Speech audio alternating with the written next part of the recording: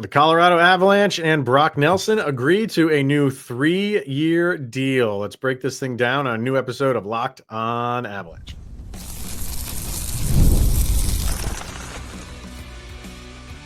Your Locked On Avalanche, your daily podcast on the Colorado Avalanche. Part of the Locked On Podcast Network. Your team every day. All right, everybody. Welcome to the Locked On Avalanche podcast, part of the Locked On Podcast Network, your team every day. I'm your host, Chris Maselli. With me, as always, Mr. Shaggy Von Doom, Kyle Sullivan. Thank you for tuning in and making this your first listen of the day. That is always appreciated. Make sure you are following us and subscribe to our subtext. Link is in the show notes below. Chat with Kyle and I one-on-one. We get your opinion, everything Avalanche related. Share it on this very podcast. Subtext is fired up today, Mr. Sullivan, after this first big signing, really probably the only big signing the Avalanche will have in this offseason. But they get the deal done with Brock Nelson, and we were talking about this a couple shows ago. There were reports coming out that there were some grumblings of the Avalanche and Brock Nelson kind of getting to the end of a contract and a contract agreement. And a few days later, we have that. So he signs a 3-year deal, and everybody wanted to know immediately, what's the AAV come in at? And it is a robust 7.5 per year. So you're paying a premium for a position that has been a struggle for the Avalanche, a well-noted struggle for the Avalanche for the past however many years since Nazem Kadri left. That's the litmus test, Nazem Kadri. And it's just been a revolving door. And I feel like the Avalanche said, sure, we might have to pony up some money for this guy. We feel like he is the one that answers this question that we've had for so long. And, you know, they get the deal done. So he doesn't get to market.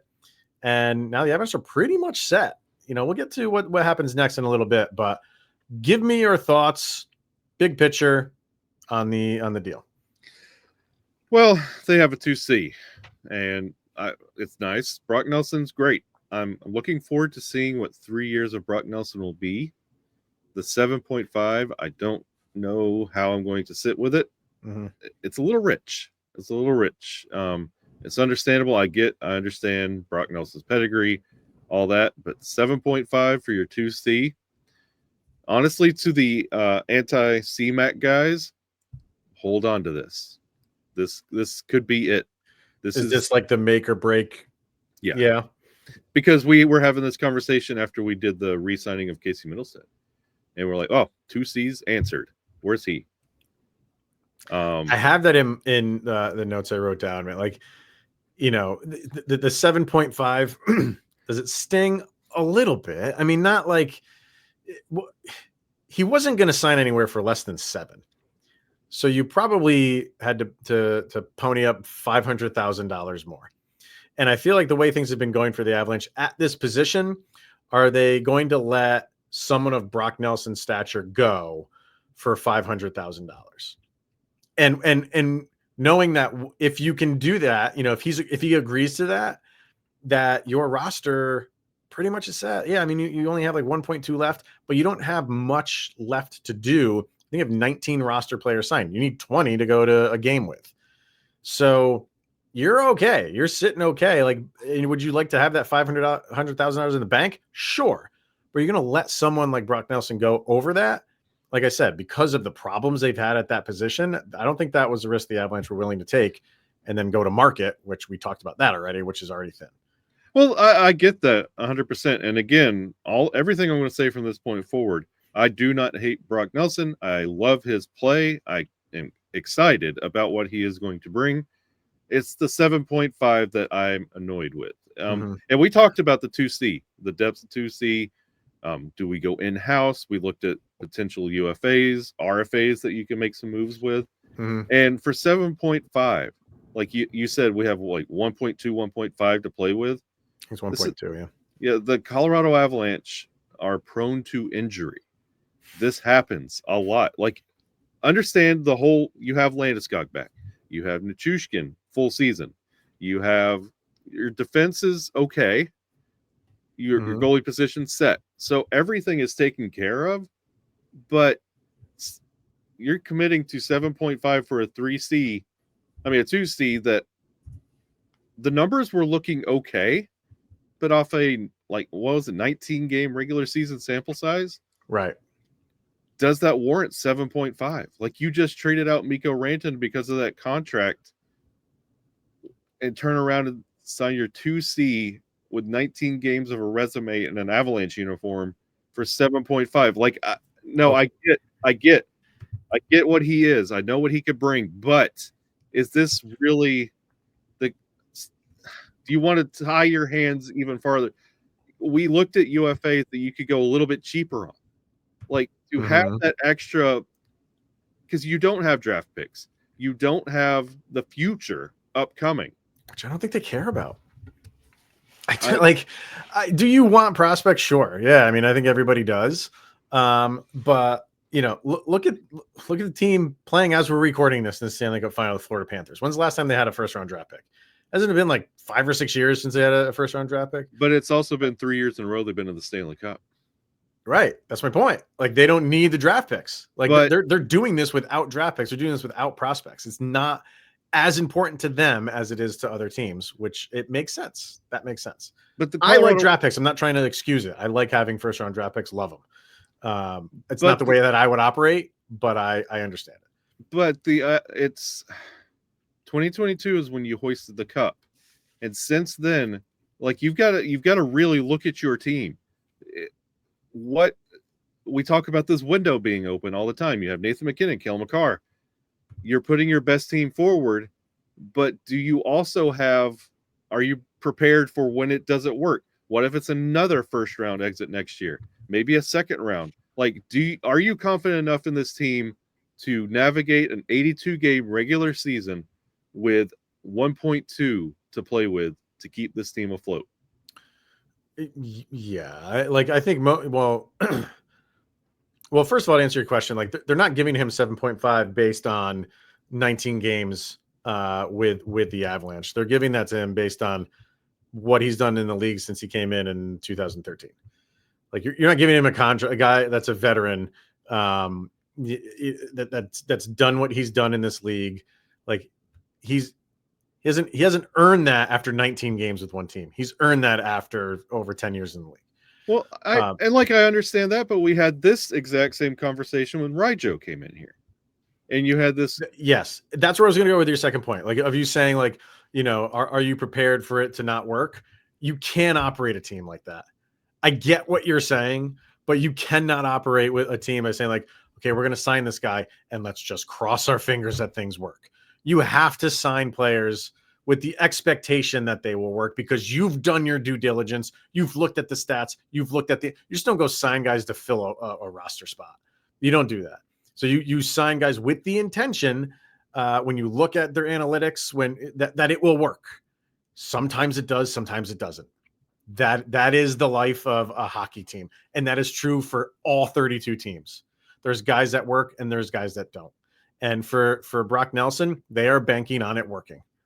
And I understand why they're going this route, because you have what you mentioned, Ryan Johansson, and we can go through the lists of guys that we've been through. The expectation for all of those guys was that they would be the guy.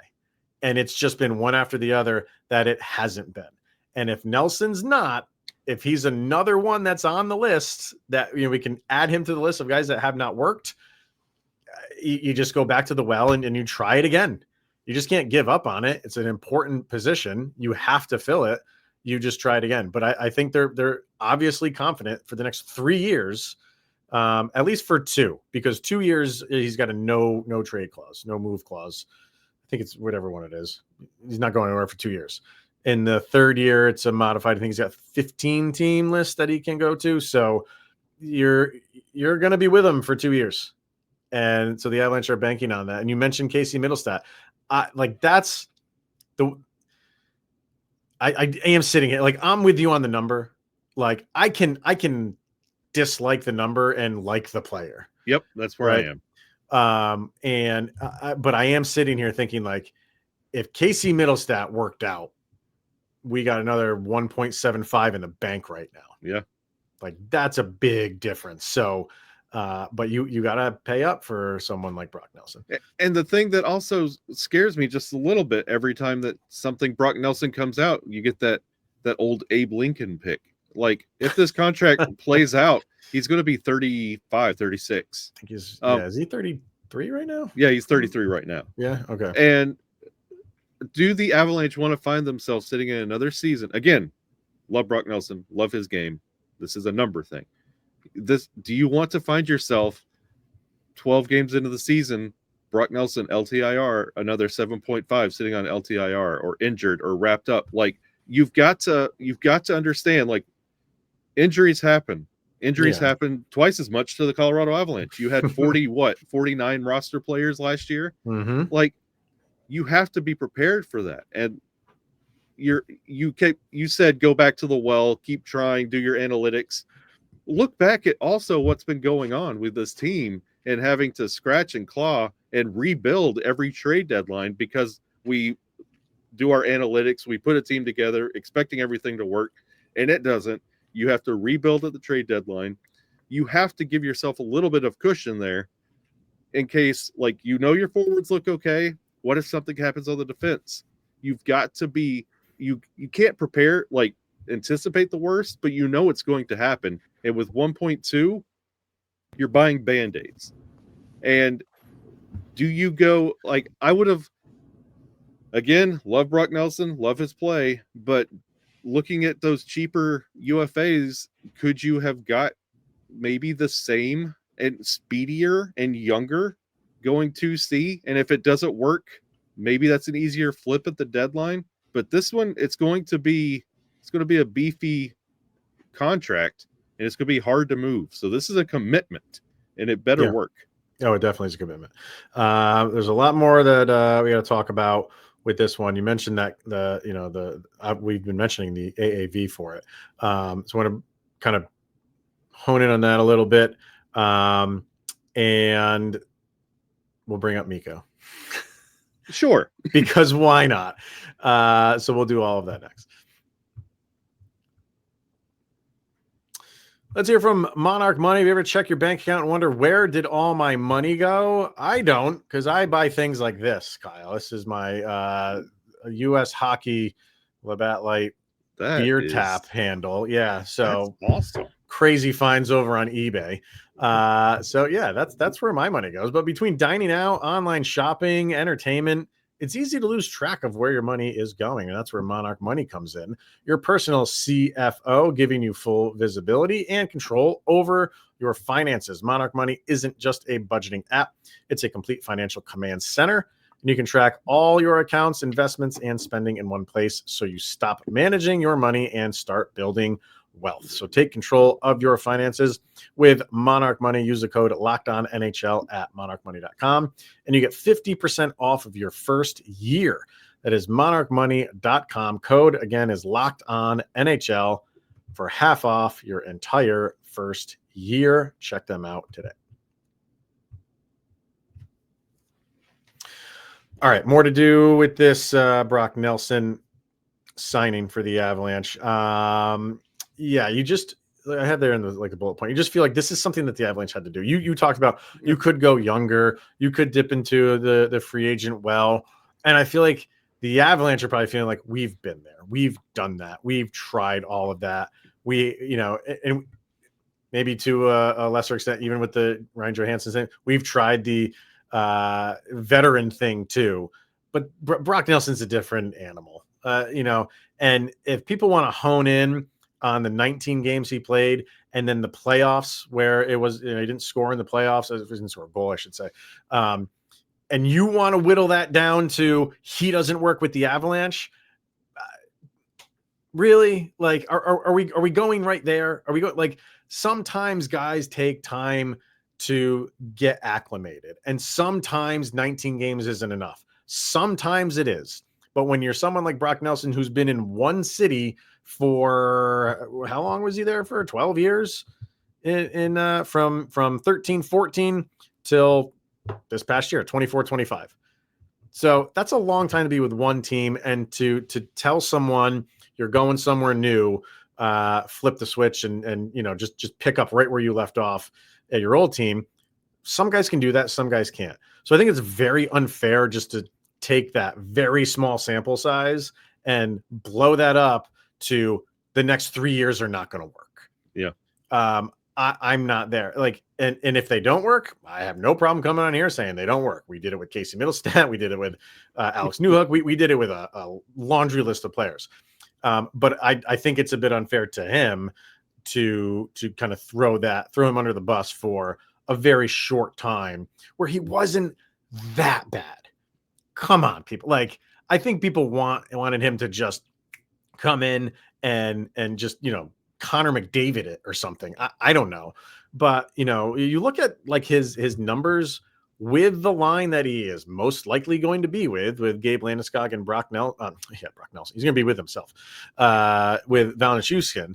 They're not bad. Like, they're controlling a lot of pace and play. They just, like so many other Avalanche players, didn't produce points, didn't produce goals, didn't, and I will take the chances of, him being on that line and for the course of a full season, now 3 seasons, them doing just fine. So, yeah. And you know what? And again, for the 19th time, I don't hate Brock Nelson. I don't hate him with the Avalanche. I like him. I like what he could do, and I'm excited to see what he's going to bring. My main thing is what you paid and what you have left. That's because if you want to keep saying we fixed the 2C problem, again, we have been there every single year saying the same thing. And we every single year are scratching and clawing to put a team together. I would like a little bit more breathing room, a little bit more confidence going into the season that you're not crossing your fingers hoping everything works, because if not, we don't have the money to fix it. And so, go ahead. Sorry. That's the only thing that aggravates me about Brock Nelson is the money. And I know he is going to be a good 2C, but with that speedy team, he's got Landy and he's got Nuke. Landy's got speed. He's shown that many times. He looked good. He's still got that. He's got that step. He's got the positioning. Nuke is still Nuke. He's still that freight train. Can Brock keep up, and can his body keep up for that 7.5 is my only question mark. It's not what he brings to the team. It's, can he do it for 82? Let me see what we got here. I mean, he's been pretty durable, man. So just going from 2013 and 2014, I'll just list off the games played: 72, 82, 81, 81, 82, 82, 68, which was COVID. And wasn't that a full? What, didn't they play 68 games when they called the season? It was right around there. Yeah, March. It was right around there. So, and then the next year, the COVID shortened season, 56, which I'm almost positive that was a 56 game season. So we had all those: 72, 82, 82, and last year, 81. I'm knocking on wood here. I'm knocking on wood. I'm going to say I'm not concerned about injuries, but he plays for the Colorado Avalanche now. So, and we talked about this a couple episodes ago. Like, Landeskog's will be playing this whole season now compared to his contract. And Brock Nelson is going to be doing the same. Like, it's great that you're here, but we're also paying you this much. Are you worth it? And that's going to be when you don't have that much left over to put a team together. That's how players like Sam Girard, every time the Avalanche lose, his contract numbers get thrown out in the comment section. That's just how things operate. And I would have liked to see maybe 6.5, maybe a flat 7, maybe a little bit more breathing room, but we'll see how it goes. We'll talk about that in the next segment, just about like what's next, because there's going to be some movement here. But let's see, I just wanted to bring up, when you're just looking at their Puckpedia page, he is their second highest paid forward. Yep. Third highest paid player. MacKinnon obviously is number 1. Makar is number 2. He is number 3 now. So, like I said in the beginning, you are paying a premium for a second line center. And, I said we are going to bring up Mikko. And the reason I'm going to do that is because this contract doesn't get signed if you gave Mikko Rantanen what he wanted. True. It doesn't get signed. And we keep going to the Cale Makar thing of the Avalanche were thinking 3 years ahead when Cale Makar is due a new contract as to why they couldn't give Mikko all that money, which is true, but it's also for things like this. It's also for things because depth is depth. And if people are screaming out there like, oh, you should have signed Mikko, okay, fine, but you couldn't have done this too. And you're back to just top heavy. So you're already seeing now, like you don't have to wait till the Cale Makar signing. You're seeing now kind of reasons why the Avalanche went the route they did, as unpopular as it is. Yeah, and you had to make that move. And in hindsight, it's not fun not having Mikko Rantanen a part of the team, but it's also like we just signed literally one move is all the Avalanche have been able to do. And you now have enough left over to sign 2 players to league men contracts. That's basically how the year looks.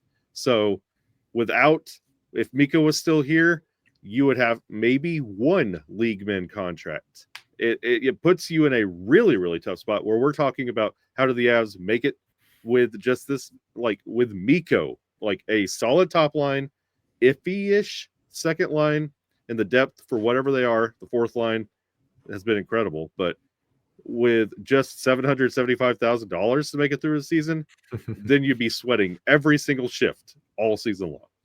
Well, I mean, teams go right up against the cap. Who was it last year? Was it the Maple Leafs? I think went to the penny of getting to the cap.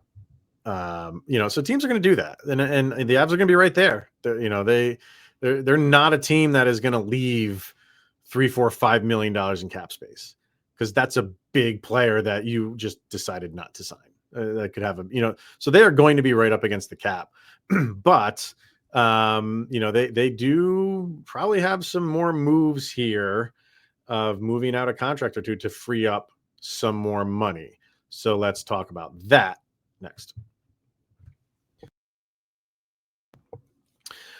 All right. So yeah, we're thinking that's not it because, well, it can't be it because the Avs do have to get at least one more roster spot filled because they only have 19 right now with the Nelson signing. And you got to think that, your 1.2 is what's left. Is that enough for like Sam Malinsky? Sure. I think sure. But the way your roster's constructed right now, you have, things are fine on the forward end. And your forwards, I shouldn't say fine, but you could go field your 4 lines right now if you wanted to, with Lehkonen, MacKinnon, Nashis, Landeskog, Nelson, Nichushkin, Colton, Coyle, O'Connor. You can mix these up any way you want. Parker Kelly, Jack Drury, and Miles Wood. I mean, Miles Wood is under contract. So that's where I'm going with this is like you have guys under contract that you can go field your forwards. On the defense, you obviously have Makar, Taves, Girard, and Manson, and Keith Middleton is signed too. So that is the thing. It's like, do you want him to be your everyday player? If not, you got to come up with your third pairing.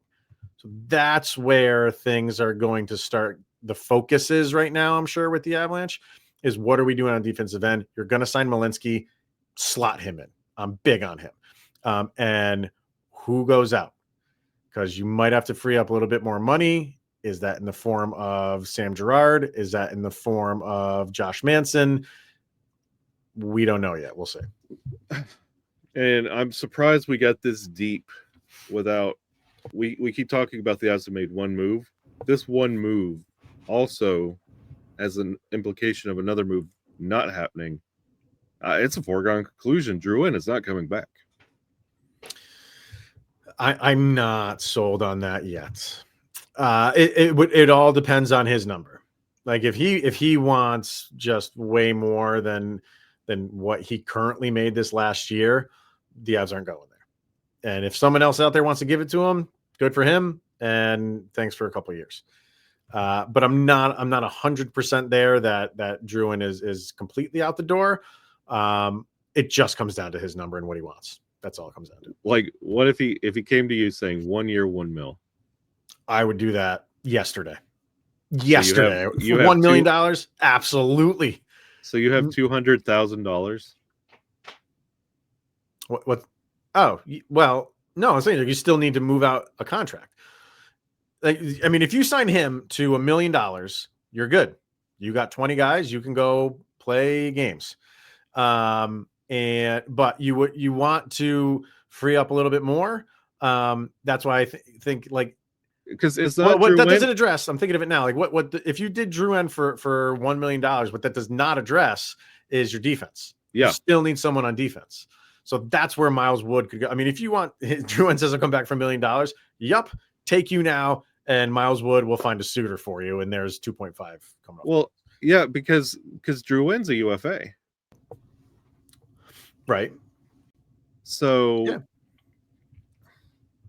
There's some dicey things. I feel like again, this is something we say every year, but I feel like this is a year that the Eagles really start getting a look and start moving some of them up. But I mean, you could, but like, one guy like that, if you're going down and dip into the Eagles, who I thought had a pretty decent like beginning to his season, and then he got hurt and he just went back. Ivan. Yeah, thought he played well. Could get someone like that who maybe comes up. I don't know, but if the Avalanche are going to address what's going, because you can't give Drouin your hypothetical $1 million and then give Sam Malinsky what? You don't have money to give Sam Malinsky. So you still need to move a contract out. And that's where it, to me, it's Miles Wood. If you want to get higher numbers, people are still throwing out the Ross Colton thing. I don't think you have to. I think this, signing this really gives you a nice framework of what's left and what you need to do. I don't think you need to go giving it. What's Colton at? 4.5, I think. To be just 100% sure here, Ross Colton's at 4. So he's only at 4. I'm not ready to give up on Ross Colton. No, I don't think you need to give up that much to fill the needs that you need to fill. Yeah. You got to get the defense shored up. And if you want Keaton Middleton to be that guy, okay. And if you want Sam Malinsky to be that guy, then you can get rid of, Miles Wood and there you go. Because Middleton's already signed for 2 more years. Hey, Avs are in a good spot right now, man. Like and I think that's maybe why they gave him the extra $500,000. It's because what we have left to do is manageable. It's manageable for things that we need to move in and out. We can do it. It's not going to hamstring us so much where we have to go get rid of Ross Colton or a bigger contract. Like, I think they can finagle this stuff where you can get guys, especially on the defensive end, and just move a couple pieces around here and there, and you're good. We'll see. Overall, good. Yeah, because this is honestly Avs management saying the Titanic cannot be sunk, and really taking a stand on we're running it back. We believe in this team from last year. Mm-hmm. This Titanic cannot be sunk, and they're putting it all back together, and they're running it back. So we'll see. When you look at this construction, I'm just as thrilled as I was last year. I'm just going to forget about the playoff exit. Yeah, and that's valid. I think everybody wants to forget about the playoffs, but you're right. They're feeling like we liked what we acquired trade deadline and what that team looked like post trade deadline. We want to see what that team can do over the course of a full season. Yep. And they are pretty confident that was as good a team as they can put together, as deep a team as it, because it's pretty much all the same minus Jonathan Drouin so far. So that's their thinking, is give us a full season with this team and we could do damage. So there's always the flip side of that coin, Kyle. And if that doesn't work out, heads are going to roll. Yep. And Absolutely. that's where we're at. So, yeah, man, I'm okay with it. I'm okay with it, but let's see. And like we said in the free agent episode with the centers, what's there, man? Yeah. What is really there that you can pay 7.5 to, or you're feeling as good as like what Brock Nelson can give you, or at least that's what they're thinking. So, yeah. And now you just cautiously watch the rest of the Central, and what do they do in the off season? mm-hmm. And does doubling down on 2024 help you in 2025? Well, it remains to be seen. Yeah. And we will see. And how much of it do you think them wanting to sign Nelson was just so it doesn't sting as much, giving up what you gave up to get him? You know, like you gave up a king's ransom to get him.